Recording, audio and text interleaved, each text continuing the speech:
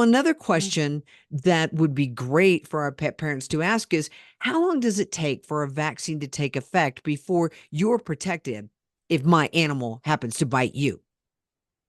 Right. Right. Good point. It takes even, you completely buy into the conventional narrative that there's a rabies virus and that these vaccines provide protection.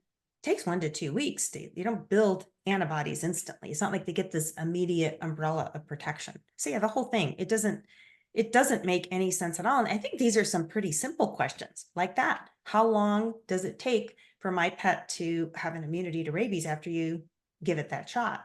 And just get them thinking about how absurd some of these recommendations are. And one other thing, Dr. Jasek, if I may interrupt your fabulous presentation, wouldn't a vet know if when the pet walked in that it had rabies?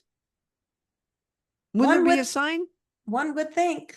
Now there's, the whole thing about asymptomatic spreaders. We've heard Oh that one my before. We've gosh, if heard I that hear one that one more before. time. We've heard that one before too. So they would probably try to play that card. But yes, especially if the rabies could be transmitted in the bite, it has to be in the saliva, which means it has to have already affected the brain, which at the very least, that pet's behavior is going to change and they're going to be aggressive. And it's supposedly a neurologic virus. So there's going to be some, if the brain is affected with a virus, there's going to be some neurologic symptoms. So in my mind, it would be impossible to have a pet infected with rabies and not be showing symptoms. So maybe they need to take that course in vet school again that Mm, taught about how to mm. diagnose rabies. Yes, ma'am. Okay. Maybe they need to a little refresher course.